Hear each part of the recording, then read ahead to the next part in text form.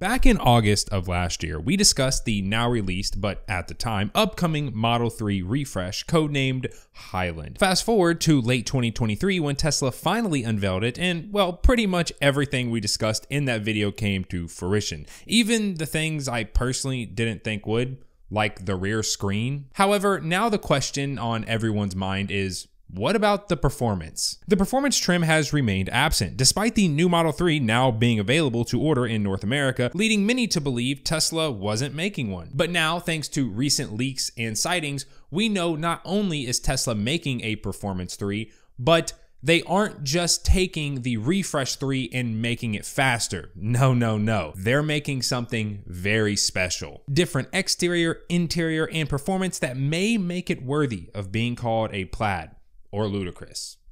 We'll talk about it. We're also going to be going over the current timeline on when we can expect the Plaid or Ludacris or Performance to become available, along with my plans as a current Performance owner and if I plan on ordering one. Last thing, of course, I am not a leak channel. There's a million of those here on YouTube, and I tend to stray away from leaks, but as I said in that video from August, once we start getting pictures and videos and reputable sources start confirming the legitimacy of them, that's when I feel comfortable enough to bring it here on the channel. So let's just dive right in the exterior. Like I said, it's not just a faster Refresh 3.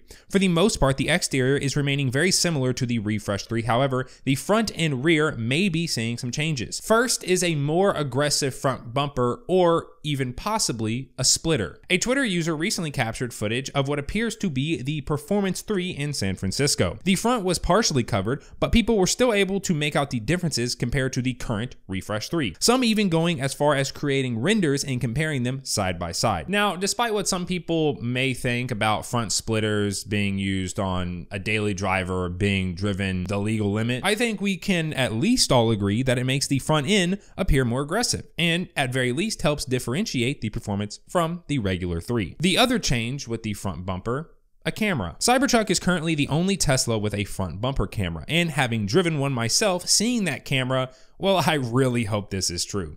TeslaScope, a very reputable source, was asked this question directly, and their response was, we would bet on it. And while a front bumper camera would really only affect parking and lower speed situations for FSD, it's just really nice to have. Plus, more cameras for Sentry mode is always good. Now, while some people may consider wheels and tires different from the exterior, I'm just gonna throw them in right here. First is brakes, and all we really know is that there will be some form of a revision. A revision could mean a lot of things: color, design, size. All we've heard is a revision of some sort, so expect the brakes to change. I'm hoping that that doesn't mean that they're putting brake covers on like they did with the Performance Y. And secondly, the wheels. Now, there have been some less than pretty wheels spotted on the new Performance, but these are more than likely just test wheels, as we see with all test vehicles. A few months back, a Refresh 3 was spotted with what appeared to be the 20-inch wheels wrapped in the same Pirelli tires that come on the current Model 3 Performance, mentioned in the car's collision manual. I don't know if I'm the biggest fan of these wheels, as they very closely resemble the Aero wheels without the covers, but I guess we'll just have to wait and see. Last thing about the wheels, there was a sighting of what appeared to be a Performance on these wheels. And for anyone that is unaware, these are the 0G wheels. They were offered via referrals and are still offered for around $5,000 straight from Tesla. Now, making our way to the rear, first up, the spoiler, which is getting a redesign. I doubt Tesla will go too crazy on this, as the Model 3 already has a scoop-like design on the trunk lid, which makes it appear like it has a spoiler. And then the current spoiler is just super small and it attaches with glue, so maybe they'll make it a little bit bigger or change the way it mounts, because I know a ton of people that had their spoilers come off. All we know is that we're getting some sort of redesign. And secondly, well, we're not exactly sure. We know something is changing, because why else would Tesla still be covering up the rear end if it looked exactly like the base in long range? There was a tweet that was sent to the Twitter user that really broke the news about the interior design changing,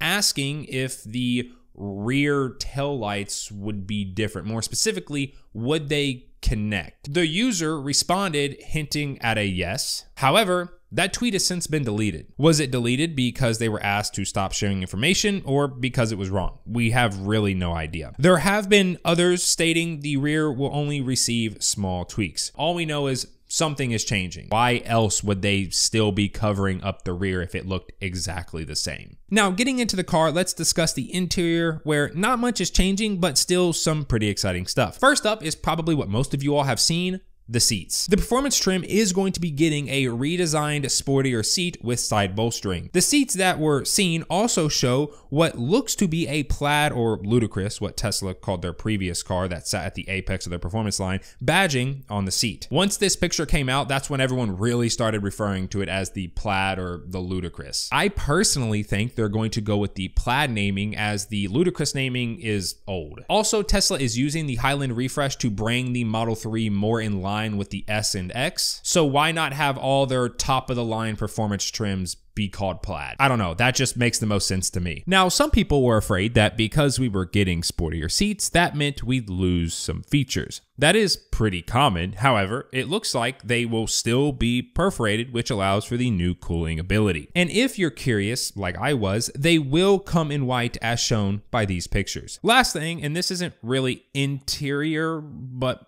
UI, a new track mode, or at least a redesigned track mode UI. The current track mode is pretty great, so I'm excited to see how they can improve it. But besides that, we really don't know too much else about the interior. There has been talk floating around about the potential of black or even Alcantara on the headliner, but it's just that, talk and no real sources behind it. I really hope that's true though. Tesla Scope did clarify that there were 4 other notable changes, but they couldn't disclose them, and they weren't directly talking about the interior, so maybe it's other hardware stuff. Getting under the hood, if you could call it that, where we don't know much, but we do know a little bit. We know that there is going to be an upgraded motor for better performance. They're not going to update the exterior and interior, but leave the performance the same. Some people have speculated a Plaid motor. I don't know if that's true. Maybe dual permanent magnet motors.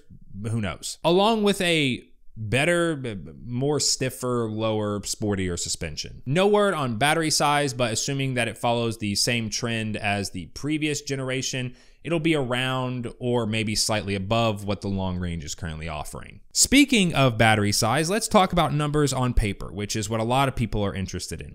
Range, no exact word, but I can almost guarantee it won't be above 341 or the current long range model. Why else would it be called a long range if it's not the longest range available? 0 to 60 time. Most sources, including Tesla Scope, are hinting at sub 3 seconds, which makes sense. It's not going to be Model S Plaid level, but I could see it overtaking the long range S. And for anyone that doesn't know, the long range S, despite Tesla's site telling you the same 3.1 seconds, is faster than the current Model 3. All of Tesla's performance cars state 0 to 60 with rollout subtracted, which accounts for roughly 0.2 seconds. So going apples to apples, Model S long range is actually about 2.9 seconds. I'm predicting the new 3 to be anywhere between 2.5, where the Model X Plaid is, and 2.9, the Model S long range. Also, not to mention, the Model 3 performance was designed to go head to head with an M3, the BMW, and it did for 2018. But here in 2024, an M3 Comp X Drive is pushing around 3 seconds on the 0 to 60. As for the quarter mile, I'm hoping for mid to high 10s. The current Model 3 performance does it in mid 11s, which is great, but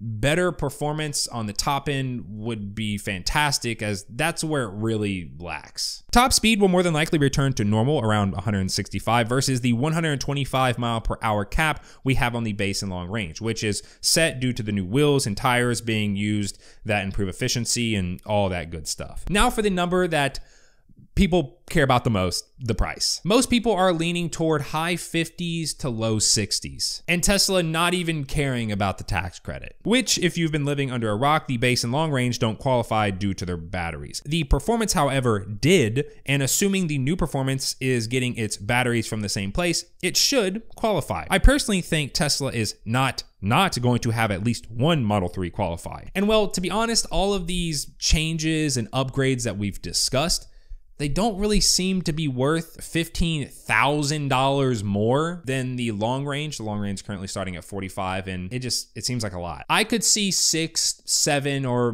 potentially even 8,000 more, as that's typically the price range Tesla tends to space out their 3s and Ys. It being 7,000 to 8,000 more would make it qualify for the tax credit, while also still being able to add something like white seats or a different paint. My prediction is 53.9. This gives you enough room to get either white seats or one of the lower end paint upgrades. Now, what about availability? Well, via sources, we know the refreshed Model 3 production for North America began in December, with the initial production of the Performance starting around the same time. Please remember that the new Model 3 has been in production over at Giga Shanghai for some time now. However, some of the refreshed Performance vehicles that have been spotted appear to be right-hand drive, meaning they came from Europe. But despite that, and some believing the Performance will follow the same release pattern as the base and long range, we should see it available in North America sometime in Q1. So anytime between now and March 31st. Now, what am I doing as the owner of a late 2022 Model 3 Performance? It has the ultrasonic sensors and is considered by most to be the pinnacle of the last gen Model 3. Well, as I stated back when the refreshed 3 first became available, I would not upgrade unless a Plaid-like version was offered. And while signs are pointing to us getting just that, I still don't want to upgrade. I very much like my current Model 3, and it has become very comfortable. I know how everything works. I know what the car is capable of. I got dedicated winter wheels and tires that are fantastic.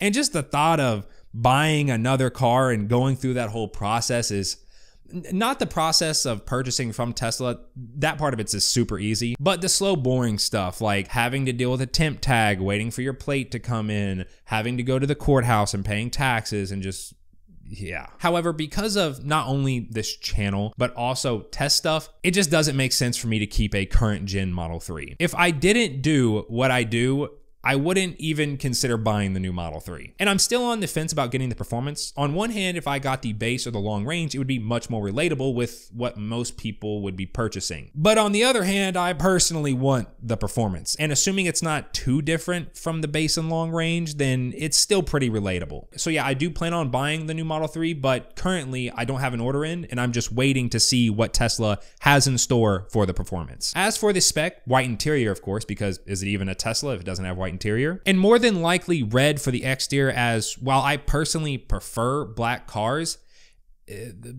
they're not the best at taking pictures of, and the thumbnail pictures tend to do a lot worse, and yeah. But that is everything we know about the Model 3 Plaid or Ludacris or whatever they end up calling it. Now, I got a question for all my people that are currently looking to upgrade but are waiting for the Performance. What is it going to take? A sub 3 second 0 to 60, qualifying for the tax credit? Or do you just not care and you're just going to buy whatever Performance Tesla offers? If you're new around here and you want to see more Tesla stuff in your YouTube feed, then feel free to subscribe. I'd appreciate it. And I will see you all in the next one.